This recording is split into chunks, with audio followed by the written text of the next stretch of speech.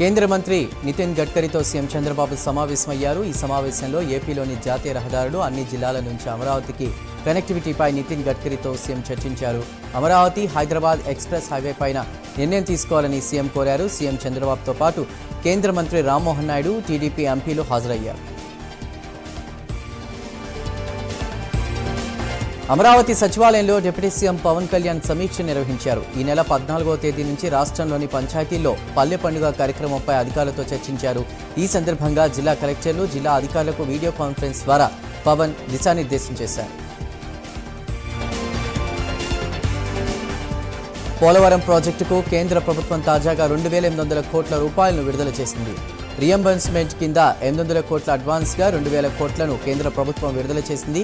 2014 నుంచి రాష్ట్ర ప్రభుత్వం తొలుత సొంత నిధులతో పనులు చేయిస్తే వాటికి కేంద్రం దశలవారీగా డబ్బు చెల్లిస్తోంది. ప్రస్తుత ఆర్థిక సంవత్సరంలో 6,000 కోట్లు, వచ్చే ఏడాది 6,155 కోట్ల మంజూరుకు కేంద్రం ఇటీవల గ్రీన్ సిగ్నల్ ఇచ్చింది.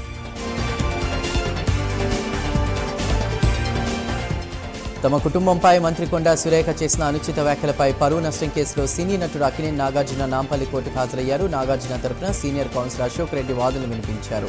పిటిషనర్ నాగార్జున స్టేట్మెంట్ ని రికార్డ్ చేశారు.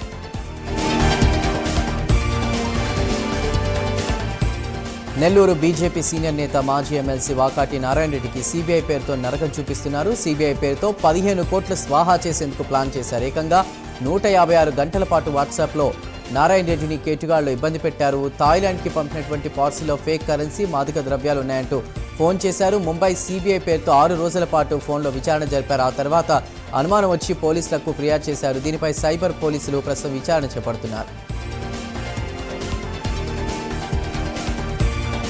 సీఎం చంద్రబాబుపై మాజీ ఎంపీ మార్గాని భరత్ ఫైర్ అయ్యారు. జేజేలు కొట్టించుకోవడానికి ప్రజాధనం వృధా చేస్తున్నారని ధ్వజమెత్తారు. ప్రజలకు ముఖ్యమంత్రి వాస్తవాలు చెప్పాలని అన్నారు. గత వైసీపీ ప్రభుత్వం 2011 చట్టాన్ని మార్చి కౌలు రైతుల పొట్టకొట్టిందని మంత్రి అచ్చెన్నాయుడు ఆరోపించారు. గుంటూరు జిల్లా కలెక్టర్ కార్యాలయంలో కౌలు రైతుల చట్టంపై 5 జిల్లాల వ్యవసాయ అధికారులతో సమీక్షా సమావేశాన్ని నిర్వహించారు. ఇక కౌలు రైతులకు కార్డులు ఇచ్చి రుణాలు మంజూరు చేసిన ఘనత టీడీపీకి దక్కిందని మంత్రి అచ్చెన్నాయుడు అన్నారు. త్వరలో కౌలుదారులకు మంచి చట్టాన్ని తీసుకొస్తామని మంత్రి హామీ ఇచ్చారు.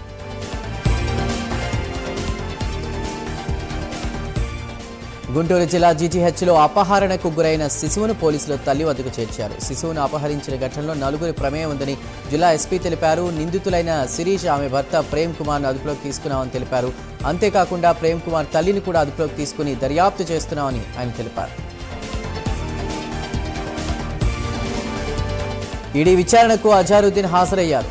హెచ్సీఏలో జరిగినటువంటి అక్రమాల కేసులో ఆయన్ను ఈడీ విచారిస్తోంది. అయితే ఈ కేసులో ముందస్తు బెయిల్ పొందిన అజారుద్దీన్కు తాజాగా ఈడీ నోటీసులు జారీ చేసింది. తనపై కావాలనే తప్పుడు అభియోగాలు మోపారని అజారుద్దీన్ ఆరోపించారు.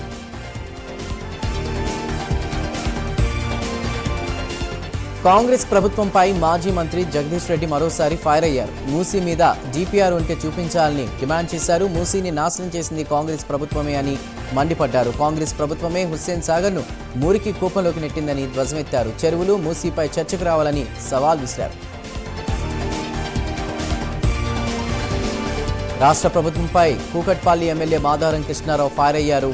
తెలంగాణ సంస్కృతి ఆచారాలను రాష్ట్ర ప్రభుత్వం కాలరాజేస్తోందంటూ విమర్శించారు. తెలంగాణలో నియంతృత్వ పాలన త్వరలో అంతమవుతుందని ఎమ్మెల్యే అన్నారు. తెలంగాణలో పెద్ద పండుగైన బతుకమ్మకు రాష్ట్ర ప్రభుత్వం మైక్స్కు అనుమతి ఇవ్వకపోవడం ఏంటంటూ కూడా ప్రశ్నించారు.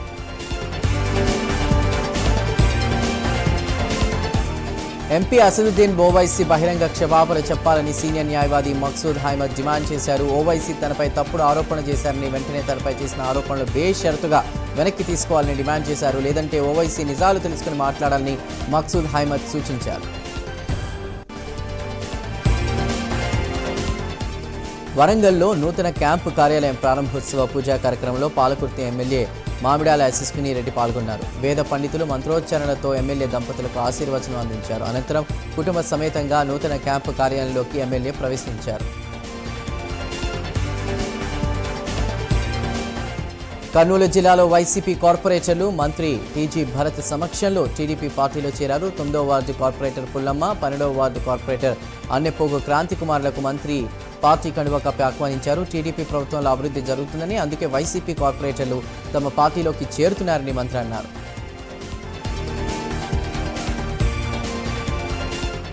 ఆదోని మాజీ ఎమ్మెల్యే ప్రకాష్ జైన్ బీజేపీ పార్టీకి రాజీనామా చేశారు. ఆదోనిలో కూటమి ఎమ్మెల్యే పార్థసారథి రాజకీయ విధానాలు నచ్చక పార్టీకి రాజీనామా చేస్తున్నట్లు తెలిపారు.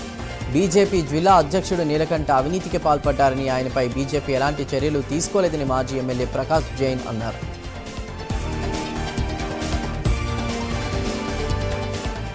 అన్నమయ్య జిల్లా Dharmavaram one town CI Nagendra Prasad తల్లి స్వర్ణకుమారి అదృశ్యం కేసును పోలీసులు ఛేదించారు. సీఐ తల్లిని ఇద్దరు నిందితులు చంపి పాతిపెట్టినట్లుగా గుర్తించారు.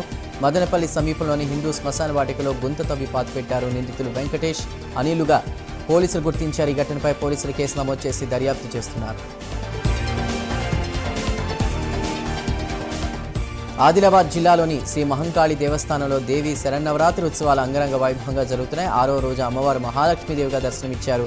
వేద మంత్రోచ్చరణల మధ్య ఆలయ అర్చకులు, వేద పండితులు అమ్మవారికి విశేష అర్చనా పూజలు చేశారు. అమ్మవారిని దర్శించుకోవడానికి భారీగా భక్తులు తరలివస్తున్నారు. తిరుమల లడ్డూ ప్రసాదంపై వచ్చిన ఆరోపణ నేపథ్యంలో దేవాదాయ శాఖ అధికారులు అలర్ట్ అయ్యారు. పలు ఆలయాల్లో నెయ్యి నాణ్యతపై ముందస్తు జాగ్రత్తలు చేపడుతున్నారు. ఇందులో భాగంగా అన్నవరం సత్యనారాయణ స్వామి ప్రసాదంలో విజయ నెయ్యిని వినియోగిస్తున్నట్లు తెలుస్తోంది. ఇక ఇప్పటి వరకు ఉన్నటువంటి కాంట్రాక్టర్ గడువు ముగియడంతో ప్రభుత్వ ఆదేశాలు వచ్చే వరకు విజయ నెయ్యినే ఉపయోగించనున్నట్లు తెలుస్తోంది. నిర్మల్ జిల్లాలోని శ్రీ జ్ఞాన సరస్వతీదేవి శరన్నవరాత్రి ఉత్సవాలు ఘనంగా జరుగుతున్నాయి. 6వ రోజు కాత్యాయని దేవిగా అమ్మవారు భక్తులకు దర్శనమిచ్చారు. శరన్నవరాత్రుల సందర్భంగా అమ్మవారికి ప్రత్యేక పూజలు చేశారు. అమ్మవారిని దర్శించుకోవడానికి భక్తులు భారీగా తరలి వస్తున్నారు. భక్తులకు ఎలాంటి ఇబ్బందులు కలగకుండా ఆలయ అధికారులు అన్ని ఏర్పాట్లు చేశారు. శ్రీ వాసవి కన్యకా పరమేశ్వరి ఆలయంలో నవరాత్రి ఉత్సవాలు ఘనంగా జరుగుతున్నాయి. 6వ రోజు శ్రీ మహాలక్ష్మీదేవి అవతారంలో శ్రీ వాసవి కన్యకా పరమేశ్వరి భక్తులకు దర్శనమిచ్చారు. శ్రీ వాసవి ధామ్ క్షేత్రం నందు ప్రపంచంలోనే అతి ఎత్తైన పంచలోహ దేవతా విగ్రహం కొలువై ఉండడం విశేషం. అమ్మవారిని దర్శించుకుని భక్తులు విశేష పూజలు చేశారు.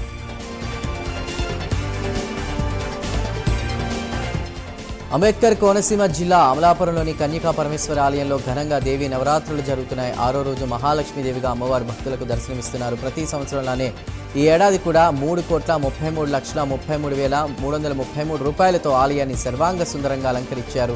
ఇంకా అమ్మవారిని దర్శించుకోవడానికి పెద్ద ఎత్తున భక్తులు తరలి వస్తున్నారు.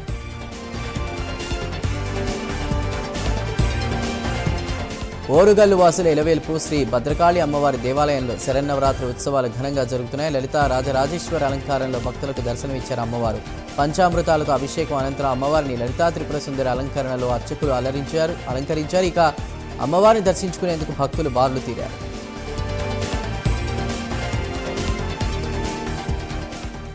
ఓరుగల్లు వాసుల ఎలవేల్పు శ్రీ భద్రకాళి అమ్మవారి దేవాలయంలో శరన్నవరాత్రి ఉత్సవాలు ఘనంగా జరుగుతున్నాయి. 6వ రోజు అమ్మవారు భవానీ మాత రూపంలో భక్తులకు దర్శనమిచ్చారు. అమ్మవారిని దర్శించుకునేందుకు భక్తులు బారులు తీరారు. ఆలయ అర్చకులు అమ్మవారికి గంధోత్సవం, సాలభంజిక సేవలు నిర్వహించారు. భక్తులకు అన్ని ఏర్పాట్లు పూర్తి చేశామని ఆలయ అధికారులు తెలిపారు. ప్రసిద్ధ పుణ్యక్షేత్రం వేములవాడలో సద్దుల బతుకమ్మ వేడుకలు ఘనంగా జరుగుతున్నాయి. రాష్ట్ర వ్యాప్తంగా 9 రోజులు బతుకమ్మ వేడుకలు జరుగుతూ ఉండగా వేములవాడలో మాత్రం 7 రోజులకే సద్దుల బతుకమ్మ వేడుకలు జరుపుకోవడం ఆనవాయితీగా వస్తోంది. మున్సిపల్ శాఖ ఆధ్వర్యంలో ఈ వేడుకలకు ఆలయ అధికారులు అన్ని ఏర్పాట్లు చేశారు. సిద్దిపేట జిల్లా హుస్నాబాద్లో బహుజన బతుకమ్మ వేడుకలు ఘనంగా జరిగాయి. ఈ వేడుకల్లో అరుణోదయ సాంస్కృతిక సమాఖ్య అధ్యక్షురాలు విమలక్కతో కలిసి మంత్రి పొన్నం ప్రభాకర్ సతీ సమేతంగా పాల్గొన్నారు. ఈ సందర్భంగా వేదికపై విమలక్క పాటకు మంత్రి పొన్నం స్టెప్పులు వేశారు. బతుకమ్మ పండుగను మహిళలు పెద్ద ఎత్తున జరుపుకోవడం మన సాంప్రదాయమని మంత్రి పొన్నం ప్రభాకర్ అన్నారు.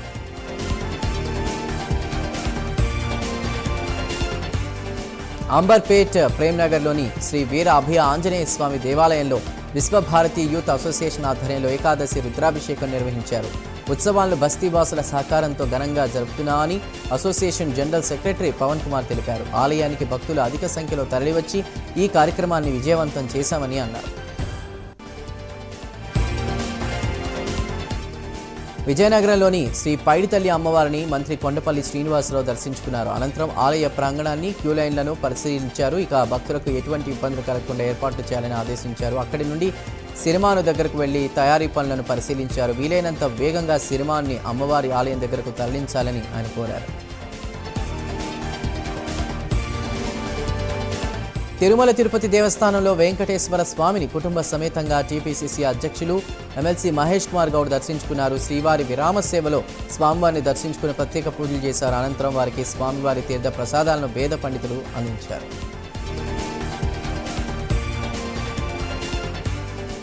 సికింద్రాబాద్ మహంకాళి పోలీస్ స్టేషన్ పరిధిలో దారుణం చోటు చేసుకుంది. తాజ్ 3 స్టార్ హోటల్లో ఒకే కుటుంబానికి చెందిన 3 వ్యక్తులు ఆత్మహత్యయత్నం చేశారు. అత్తింటి వారు వేధింపులకు గురి చేస్తున్నారంటూ కూడా కావ్యశ్రీ నాగోల్ పోలీసులకు ఫిర్యాదు చేయడంతో భయాందోళనకు గురైన సుజన్ అతని కుటుంబ సభ్యులు విషయం తీసుకుని ఆత్మహత్యయత్నానికి పాల్పడ్డారు.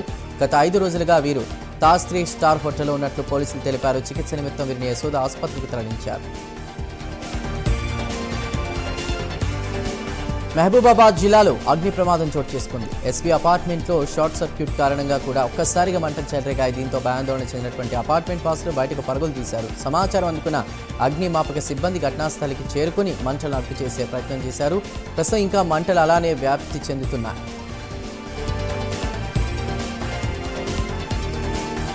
రంగారెడ్డి హైదర్ షాకోట్లో దారుణం చోటు చేసుకుంది. నిద్రిస్తున్న భార్యను భర్త శ్రీనివాస్ సుత్తితో కొట్టి చంపాడు. భార్యను చంపి పిల్లలతో పోలీస్ స్టేషన్కు వెళ్లి హంతకుడు లొంగిపోయాడు. అయితే కొంతకాలంగా శ్రీనివాస్ వేధిస్తూ ఉండడంతో పలుమార్లు భార్య పోలీసులకు ఫిర్యాదు చేసింది. పోలీసుల నిర్లక్ష్యం వల్లే ఈ హత్య జరిగిందని స్థానికులు ఆరోపిస్తున్నారు. పోలీసులు ఘటనాస్థలికి చేరుకుని దర్యాప్తు చేపట్టారు.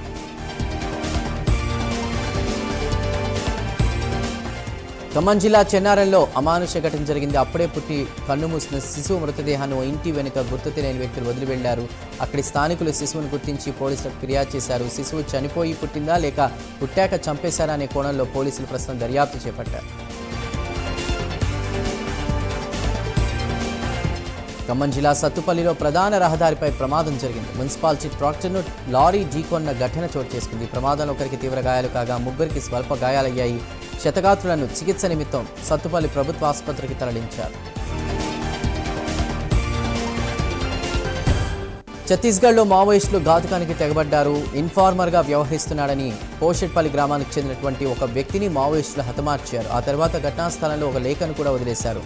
పోలీసులకు ఇన్ఫార్మర్గా వ్యవహరిస్తే శిక్ష తప్పదని హెచ్చరికా పత్రాన్ని వదిలేశారు. ఈ ఘటన భూపాలపట్నం పోలీస్ స్టేషన్ పరిధిలో జరిగింది.